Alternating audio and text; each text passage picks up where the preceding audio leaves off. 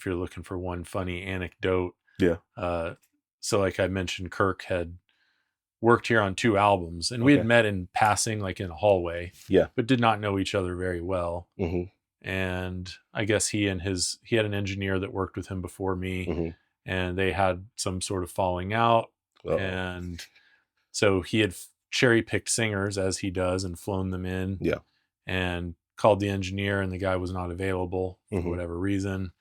And so he kind of went into a panic, and over the course of a week said that he asked a number of people around the area, Yeah. who does good urban records, who does good hip hop records, who does good, right? And he said my name came up a Wow. few times, and he'd met me, but he didn't know me. So he called, his management called me one day and said, would you be willing just to do a couple sessions with him and Wow. record some vocals Mm-hmm. while he can get these singers done and send them back home again, right? Because Mm-hmm. he's paying their hotels and per diems and everything every Yeah. day. So he just wants to get these singers recorded and then send them back to their families, and then he'll regroup and figure out what he wants to do. Mm-hmm. So it was not a come do my album Yeah. project, right? It was, can you do a couple vocal sessions? Yeah. I said, sure, no problem. You have to remember, at the time I'm 25 years old, a pretty young guy. And I came in, and that turned into 14, 16-hour days in a row. So it was literally more than 2 weeks of 16 hours a day Wow. for 14 consecutive days to get all the vocals recorded that we wanted to do. And at the end of that, we were actually doing it in this room. Yeah. And at the end of that, we walked out the door, and I'll never forget, he put his arm around me and he goes, "You're my dude." And I thought to myself, I don't know exactly what that means, but I guess he likes me. He likes you. And then that turned into an almost 15-year working relationship. And multiple Grammys. Yeah, doing the next 3 albums of his, and I don't know how many for all of his projects, his TV shows and Sunday Best and all that. Wow. Until he decided that he wanted to build his own place near his house, because this is a long way for him. And I warned him not to do it.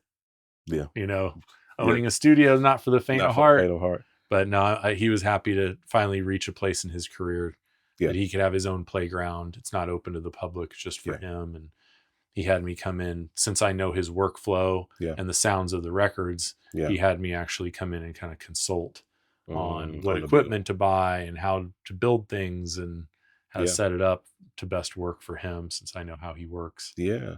Because when you look at his videos that he does now, because he's doing a lot of getting into the content game, doing a whole lot more of that, like showing in studio stuff, it kind of looks like this. You know, it kind of has the same feel as this studio. Like when you look at like the overall design, the wall, you know, because I thought that that's where we were coming. Like when somebody told me, yeah, Tre, you know, he's Kirk's engineer. I'm thinking like, oh, we're going to go to Kirk's studio, you know, like a studio, which this is a studio that he's worked out of for years. But I was thinking like the current studio, because then I was looking at the videos online of this space. And then I was looking at Kirk's video. I was like, yeah, it looks like the same place. But no, now you tell me, you know, it's a different place. Yeah, it's a different studio designer. Yeah.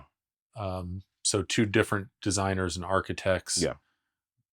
But he wanted a similar kind of setup. Like you'll notice the producer desk. And that's what I noticed like that. Yeah. Certain things have some similarities, especially gear wise. Yeah. Because the studio designer didn't pick the gear I did. So I got him a lot of the same mic pre's and microphones and things like that.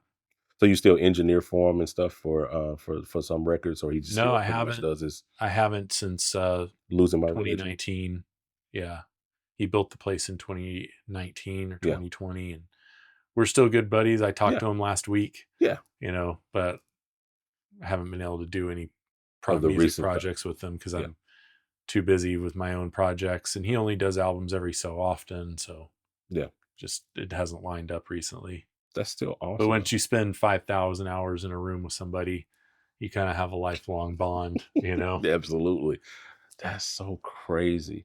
Well, this is so amazing, man. So much history. I know you could be here all day, like telling us all of the stories, all of the different things that have, you know, been over a 26+ year career. You said that you had, man, and so many iconic things and work with so many iconic things. I would say, ask this as a final question, Sure. like if you were giving advice to young engineers, young studio owners, people that are trying to get in this game that want to build their career over the next 26 years? What would those things, those key points that you would tell them as a piece of advice that you would give them in terms of how do you build a career that's sustainable in this industry now, especially with all of the stuff that's going on now with AI and all this crazy stuff that's happening? You know, how do you feel? You know, what is those pieces of advice that you would give them? Yeah, that's a great question. I'd say it's not an easy business. Yeah. And so you have to be persistent. Yeah. You know, it's easy to want to give up at some point when you hit a rough spot or it's difficult. Persevere through the tough times. If it's a passion, hopefully your passion will drive you through the difficult times. You know, being a little bit, you don't have to be an expert in all of the crafts. Yeah. It's impossible to me. I respect all the different crafts. To be a singer, to play a particular instrument, to be a producer, to be an engineer. Each one of these is a craft, and you can't master all of them. But they're all somewhat interrelated. And so I think to at least understand a little bit about all of them will be helpful when you communicate with the other people. That's good. Right. So I'm not a drummer, right? But if I work with a drummer, I want to be able to communicate with him and speak his language a little bit. That's good. To be able to tell him what I'm wanting or communicate with him. Yeah. Right. Absolutely. Or the singers. I may not be a great singer, but as a producer, I need to be able to kind of coach you through this. That's good. So how can I communicate what I'm wanting as opposed to just telling you, do it again, do it again, do it again? Can I give you a more specific, hey, can you sing from your chest voice? Can you use your diaphragm? Can you open your throat? You know, these types of things. So you don't have to know or be an expert in every single one of these areas, but I think being able to talk the talk and just to communicate, at least know some of the basics will be helpful. Plus, the more useful you are and the more valuable you are in a session, the more likely you're going to be able to get the phone call.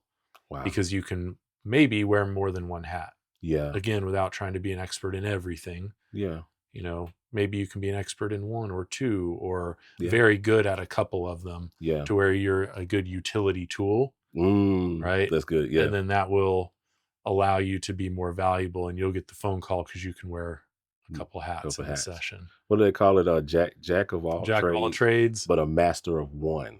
Right. That's what I've heard. They said that's the actual way to say it. Because some people say master of none, but one guy said, no, he said the correct phraseology is a jack of all trades, but a master of one. So that's what I kind of ran with that over the years. That's so good. I think that's served me really well. I think I'm very good at a lot of things. I'm sure there's better people at all of them, right? But the fact that I can do a lot of them makes me very useful and valuable in the sessions. Because not only am I engineering, but sometimes I'm the producer, sometimes I'm the guitar player, sometimes I'm all these different things. And then I just have to figure out what role I'm playing in that particular session. Maybe there's already a producer in that session, so I don't need to be giving all my creative input. That's really up to them. My job's to be more of the engineer and do the technical. Maybe I'm in there with an artist that needs a little bit more of a producer and a coach. So then I can kind of put that hat on. That's good. And serve that role, serve your clients a little bit better.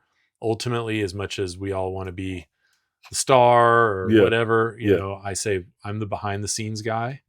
My job is to serve the artist. That's so good. And serve the song as best as I can. When they put the record in, they don't think about me. They think about the artist. Right. It's not about me. So how can I best serve the artist? I think a lot of young people forget that we're in the service business. I love that. That's amazing. Thank you so much for so much wisdom that you just gave in that moment. And also thank you for giving us your time to come tour this amazing facility. So much history here, so much value, so much. I know that, like I said, we could exhaust all day, but it's a beautiful facility. And you are an amazing engineer with an amazing body of work. And I'm pretty sure that's why you keep getting the calls and why you were able to put 5,000 hours in with Kirk, because he seems to be this type of guy that only wants to work with the best in whatever capacity. And the fact that he worked with you for so many years, that says a lot about who you are as a person, probably integrity, humility, and all of those things like that, and the value you've been able to bring to it. So thank you again for allowing us into your It's my space. pleasure. Glad to have you guys here, and hopefully some of your viewers will come see. Oh yeah. When next time they're in Dallas, they want to come through or make a record. Choose Luminous Sounds. There we go. So if they want to connect with you and they want to connect with the studio, book some time, book any of these beautiful rooms that we talked about today, or just hire you to produce, engineer, do whatever you do, how do they connect with you? Best way to find me is either call the studio. Yeah. You can Google it, Luminous Sound, Dallas, Texas. It'll come up, Yeah. 972-331-7040. Yeah. You can email me at Tre, Tre, at luminoussound.com, or you can find me on all the social media platforms, Facebook, Instagram.